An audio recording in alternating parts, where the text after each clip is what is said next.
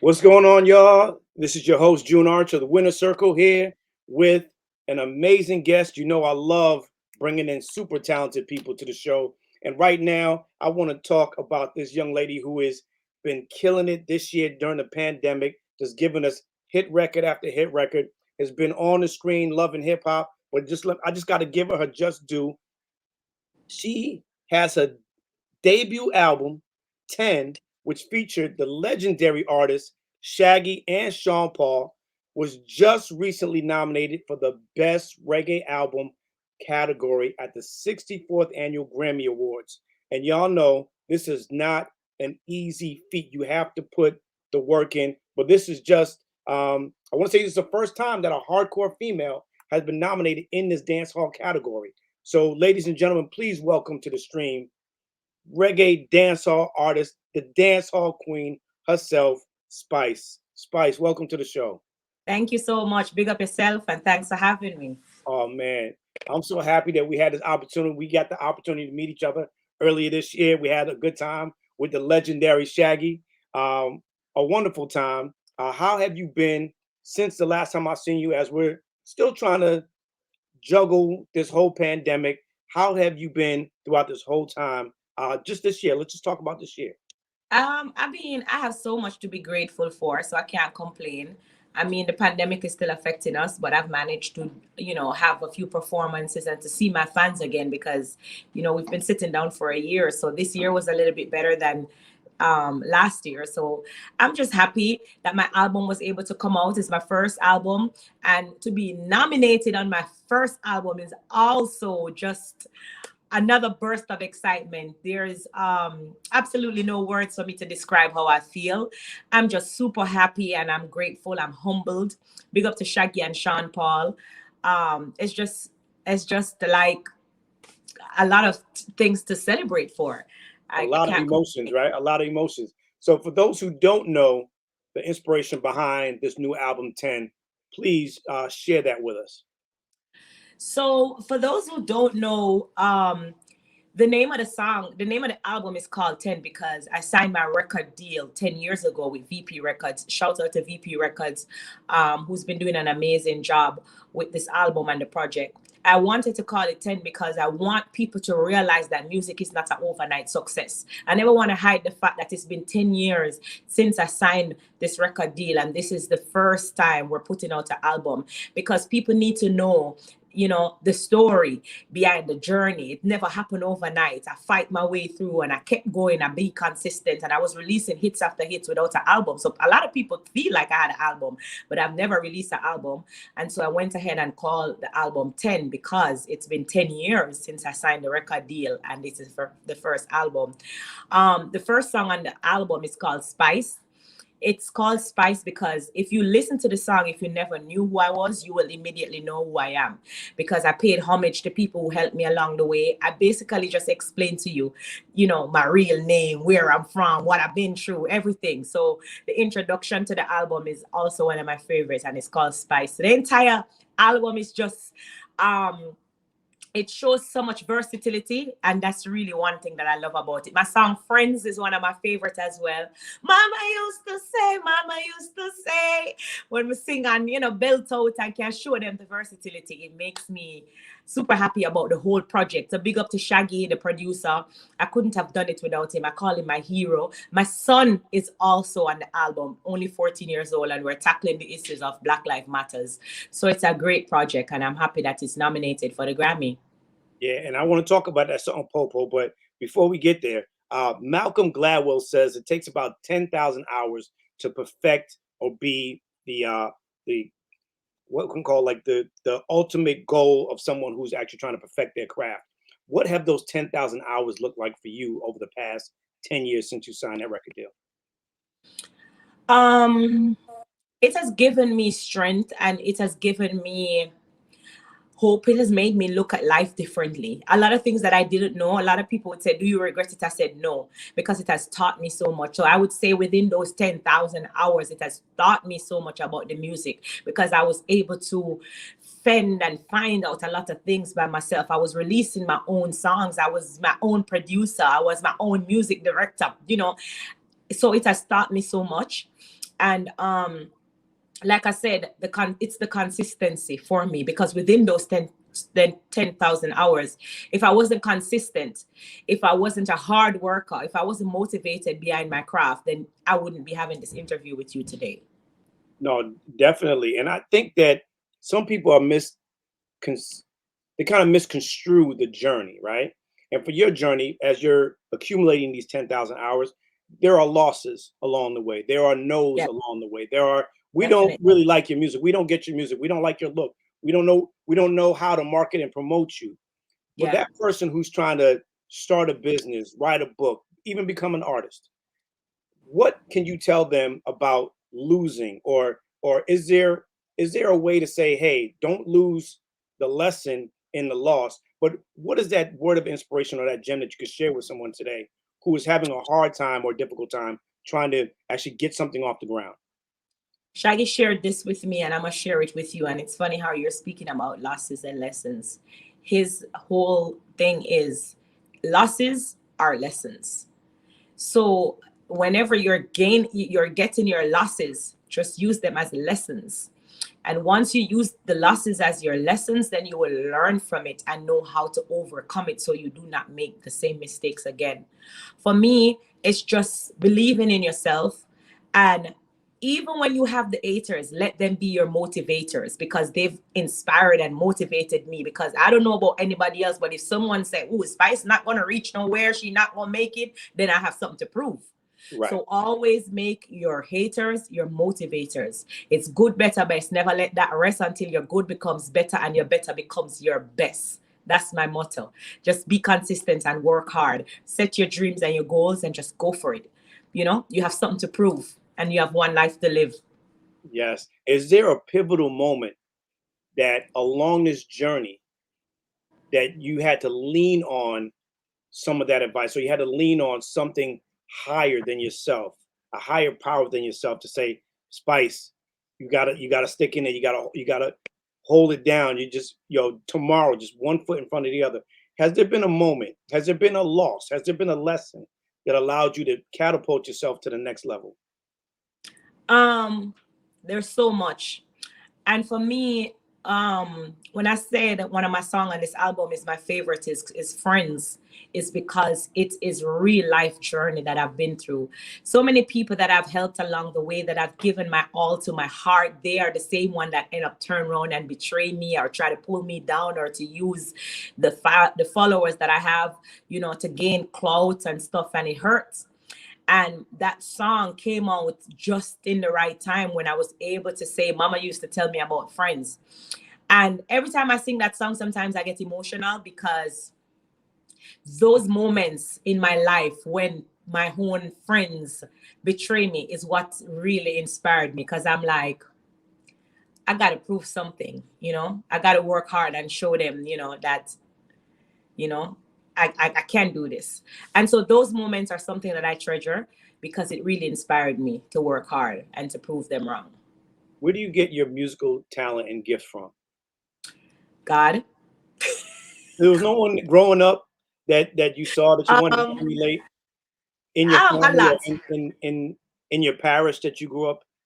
um a lot. My father, he was a Rastafarian. He used to listen to a lot of Professor Nutt's song, Mm, Peter Touch, Bob Marley. So every Sunday that would pelt out in my house. Meanwhile, my mom is cooking the rice and peas, and yes. I always remember the Professor Nutt song. I have an old song called Jim Screechy. If you listen to it, it will give you a Professor Nutt's vibe. It's like a storytelling type of song. So I've always loved Professor Nuts, because my father used to say, if you sing Professor Nuts, me give you extra dumpling, or me give you extra money for your school or whatever. So I grew up listening to Professor Nuts. But to be honest, when I got older, I started to love like a Bounty Killer, and I started to listen to Lady Saw, and I started to hear real hardcore dancehall. And that's what kind of metamorphosis the whole persona, because I prefer the real hardcore beats. But I grew up listening to a lot of reggae. Now take me back, because this one thing I love. You said while your father was playing the music on Sunday and mom's was cooking the rice and peas. Just give me a little piece. I want you to sing a little piece of what might have been playing in the background of the house when moms was cooking the rice and peas? Just what was playing on that Sunday? Oh, Professor Nuts. So many. Why I can't find the words to one. That one take me off guard. I know so much. Why I can't find the words to a Professor Nuts song? Because for me, it was my mother was playing nothing but Bob Marley in the house. Rice and peas. You smell the coconut. You smell then Professor Nuts. Oh my goodness. Inna the bus, inna the bus, them a kick up rumpus, inna the bus, inna the bus, them a kick up rumpus. Me say one Sunday morning, bright and early, me wake up and say, yes, me a go run, go down at E. When me look across the road, guess what I see? Not the same pretty girl, she does have a glove for me. Me brush off me hand, me brush off me knee, and go over to her and call 1, 2, 3. I said, my gosh, what a girl pretty. She said, oh, me say you. Yes. Yo, Lego the rhythm. Lego the rhythm. I appreciate that, Spice. I want to talk about your entrepreneurial spirit. You're a self-made female entrepreneur with a beauty line and a fashion brand, Faces and Laces and GraciNoir. Tell us about that and why you felt it necessary to be able to come into this space and kind of just showcase your love for both of these lines. So I've been an entrepreneur ever since I was a child. My mom, she used to sell fish on the beach. My dad used to sell clothing from Azan's in Old Britain, where I'm from. They also used to have they used to sell chicken foot when I was younger as a business. So I've always seen them having multiple streams of income. They're hustlers. And so I grew up with that spirit of, knowing that multiple streams of income is important. I've always been a lover to fashion and wigs. I'm always in blue hair and all kind of color. So why not dabble into, having my own business and franchise? So I've had a clothing store in Jamaica, Spicy Couture, that was a franchise in Ocho Rios, in Montego Bay, in Kingston. And so now that I'm here, I decided to do an online store, but I changed the name GraciNoir because Grace is my real name. So I just changed the E to I, because Gracie means thankful, and I'm just so grateful for my journey. So that's where the name came from. And the word noir, it means black. So I'm an advocate for the Black community, and that's how I came up with that name.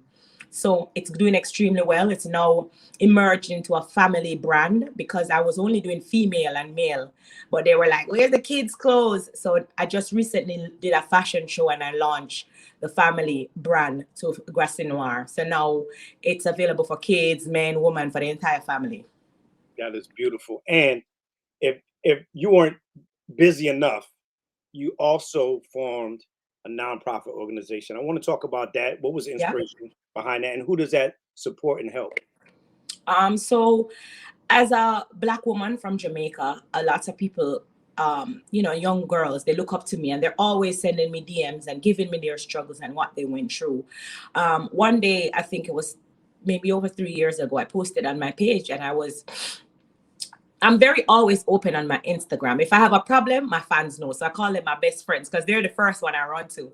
So I was having a bad day and I posted on my Instagram and I'm like, I know everything on Instagram looks glittery, but today I'm having a bad day, and I was expressing to them how sad I was and why I was feeling down and everything. And when I tell you, it's as if my Instagram page crashed. The amount of women who reached out to me with their story, it was unbelievable. And I realized at that moment that not because people come on Instagram and they dress up and they post a picture laughing, you feel like, that's really the face. A lot of people are going through a lot of things, and, it's hidden behind maybe a smile. And so that's when my foundation was born. And I started the Grace Hamilton Women Empowerment Foundation to inspire women through education and entrepreneurship. And that year when I started it, a story that really touched me was from a young lady that wanted to go college but didn't have the first financial, gain to go. And I sponsored her, I think it was 350,000 Jamaican to go to college. And that's where the Grace Hamilton Foundation was born. So every year I give back to the community. This year, I teamed up with Magnum Tonic Wine, and I'm giving away $1.2 million to a few ladies that has been supporting dancehall throughout the year. I know a lot of people have been going through it because of the pandemic. So I just selected like 5 women and I gave them $250,000 each, you know. So my foundation has been doing extremely well, and every year we try to give back. Every year I do back to school and a lot of things to give back to the community. Now, a lot of people, and you just said it, they'll look on your page and they'll see the wins, they'll see the glitz, the glamour. How important is it to be vulnerable and share that? Because you just said that you told them I'm not having a good day, and they rallied around you. But how important is it for us to be vulnerable in those moments to share with our audiences or our family and our friends or our loved ones who may need to rally behind us to kind of get us out of that funk, get us out of that rut to get back on our path to greatness? How important is that vulnerability? It's super important because I feel like a lot of people lie to the public sometimes.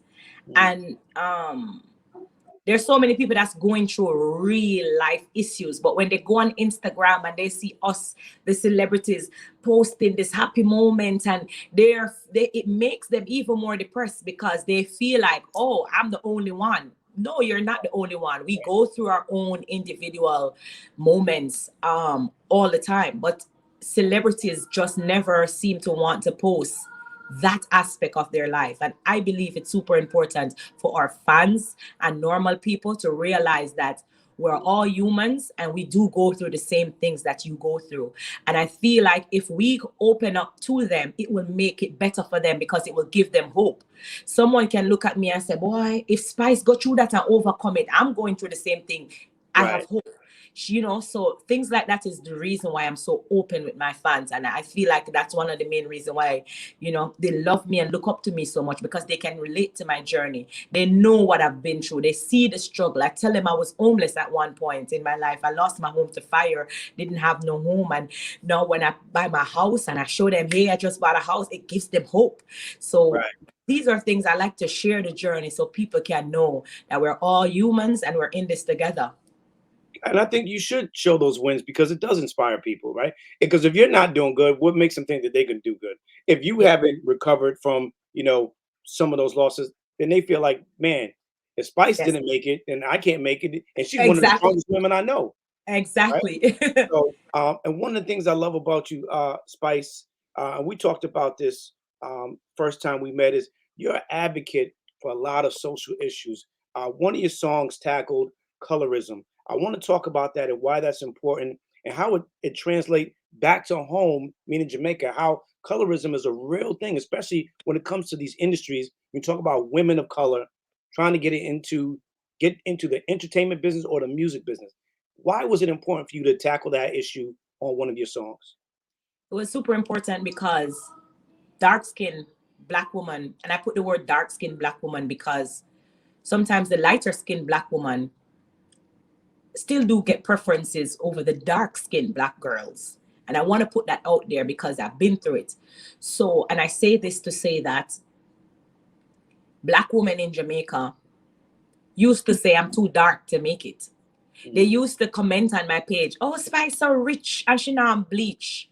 Because bleaching in Jamaica is a big thing where even the male artists, they would prefer use a browner skin girl in their videos. They would praise a browner skin girl. They'll sing about it, my browning. And they make the dark skin girls feel inferior, And so someone commented on my page, oh, she can't believe I have so much money and I'm not bleaching to turn up my body, as if I was a lighter complexion, I would have been better or bigger. And that's what sparked it in my head. I said, this is getting out of hand because society really believe that if you are of a lighter complexion, you will, be more successful. And so when I went the extra mile to make it seem as if I had bleached my skin, to see the reaction and to show them that, listen, I could have, it doesn't matter what complexion I am. This is who I am. I love myself. I love my color, love my complexion, love being who I am. And I am going to make it true to myself as a dark-skinned Black woman. So I'm happy that I was able to even highlight that even before the success of the Grammy, because they said it wouldn't be possible. They said, oh, she don't look Spanish, so them not go vote. You understand? So I'm so happy that I even journeyed down that path of attacking colorism before all of this, so that my Black girls can realize that they too can make it being true to themselves without bleaching or changing, altering their appearances. And I want to switch gears because you have a record with your son called Popo, once again tackling social issues. I want to talk about that and the inspiration behind it and how you even inspired him to get in front of the microphone to share his perspective on police brutality. Yes, my son Nicholas, he's always wanted to be an artist. He can sing, him always a DJ ever since he was a child. Shout out to Nicholas. Big up Nicholas. And his stage name is Nico. Um, I never wanted him to become an artist because I was so scared for him to go through what I went through, because I went through so much fight and backlash and, hypocrisy within the music. So I was like, you sure you want to be a singer? Why you not be at this? You're good at this. Why you not do this? I try. But he's always had a passion for music. And we were locked down in the pandemic for a year. And of course, we were going through a lot of Black Lives Matters marching and movement. And so he would see that. And when he would come with the questions and stuff, I said, why don't you put it on paper and write how you're feeling? Maybe this is something that you can sing about. And that's when, the whole George Floyd thing was so big. And, he was not scared, but he was like, Mom, so you're saying to me I can really just go outside, and because I'm Black, a police will just pick on me? And we had long conversations about stuff like this because, it's reality. And that's where the song came from. And, I kind of encourage him and teach him along the way as a Black mother with a Black son. It really is inspiring, and I'm really grateful. I love this song. I'm passionate about it, that I was able to sing this political issue with my son, who is only 14 years old, because it's reality, So I'm happy with this song. The video is about to release by the first week of January. Popo video is coming out, and I feel like everybody is going to love and appreciate this song. Now, Spice, I just started the June Archer School of Arts, where we teach children about the business of music, DJing, Yes. graphic design, filmmaking, photography. Nico fell in love with the business. How important is it for us to rally around our young people to give them the combinations to be successful as it pertains to the performing and creative arts? It's super important, and I'm happy. I must commend you for even having started that, because I never had that as a child. And so there's a lot of things that I never know. Shaki started teaching me some stuff that I didn't even know about in music. And so it's important because they are our future generation. And for the music itself to get better, it starts from education. So if you don't know, you don't know. So I feel like that is super important, because if I had that opportunity when I was younger, I probably would have been a bigger artist, because I would know exactly what to do and the steps to take and the decisions to make. So I must commend you on that, because it's really needed. They are our future generations. No, and I appreciate that. I want to touch on love and hip hop for a quick second. You have managed to remain your authentic, dope self, no matter what was thrown your way, no matter what season, no matter what situation.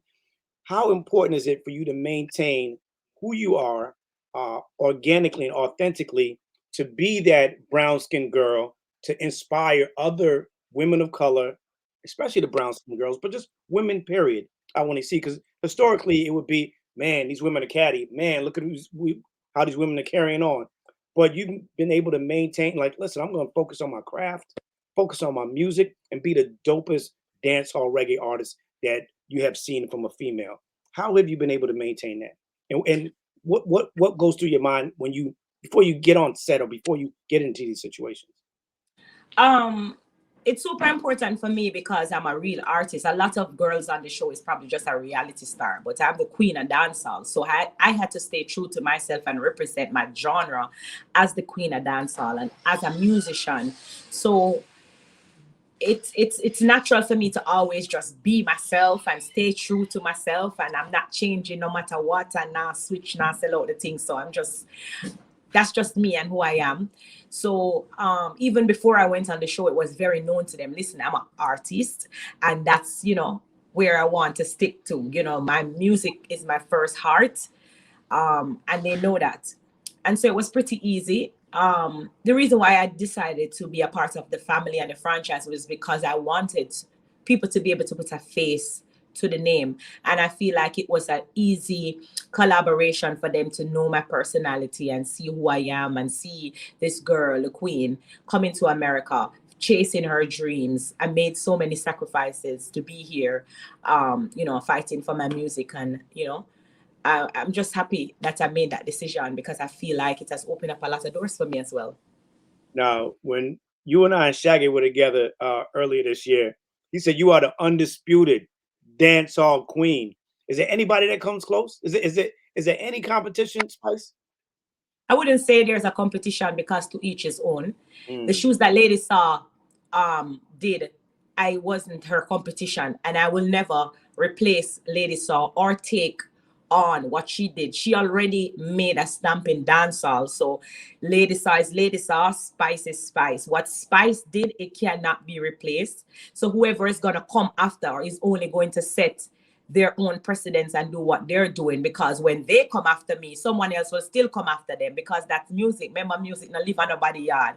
So I wouldn't look at it as a competition. But what I can say is that I have paved the way for a lot of females that is in the music today, because right now the amount of females out there that is doing extremely well, it wasn't like that 10 years ago when I was in the business battling by myself and paving the way, going out there to DJs and fighting for female songs to play in dancehall, because once upon a time that was never a thing. It was only male artists that was playing within the dancehall. I was the one who started getting dancers and putting on clothes and starting up Team Spice and going up to a DJ and say, listen, my time now for play my song. So I was fighting for women to be heard in a male dominated business. And so thanks to me, now so many other females can come and be played within dancehall. So it's not a competition. I have paved the way for them to come and someone else will come after them. and now the Kyle them tick like dumpling. So let's talk about this Grammy nomination. How do you feel? Are you still kind of like, man, I can't believe it? Have you lived with it a little bit? Is it a reality to you now? Not too many have touched this opportunity as it pertains to best reggae album as a dance hall art, as a true dance hall artist.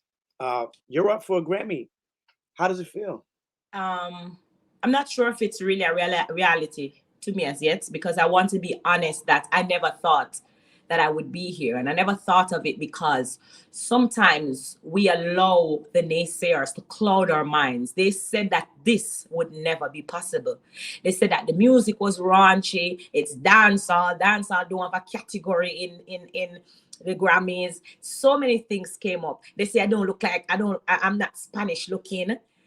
So many things. So I was just doing my music. It was further from my mind that I would be nominated for a Grammy.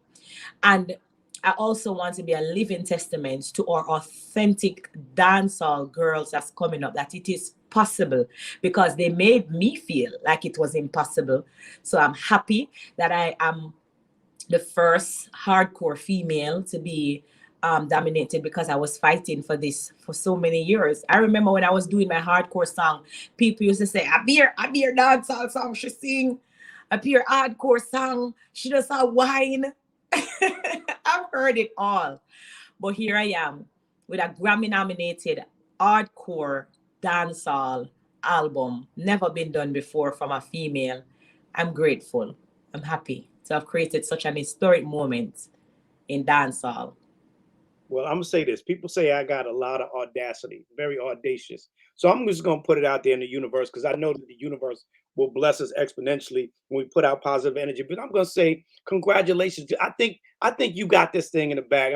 I'm gonna congratulate you right now, because we're gonna put it out there in the universe. Best reggae album goes to Spice.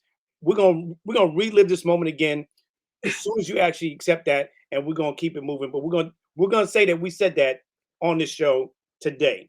All right. And So and I I'm want just to say, gonna go ahead and accept it on my behalf. Thank you so much for yes, saying that I'm the winner for the Grammy. I accept it. I accept this. you got to And get your practice, Spice. You got to get your practice. So why not? Why not now? You got to get ready. Proper right. preparation, right? I want to Thank pay homage because you just bigged up, you know, all the artists that you paved the way for.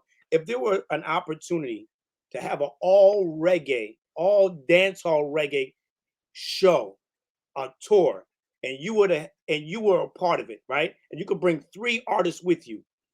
Who would those artists be? Who would be the headliner? And who would be the opener? Only 3 out of so much good reggae artists. All right, I'm gonna give you 5. Only 5. 5 total. 5 total. This is a world tour. 5 dancehall reggae artists that you could bring.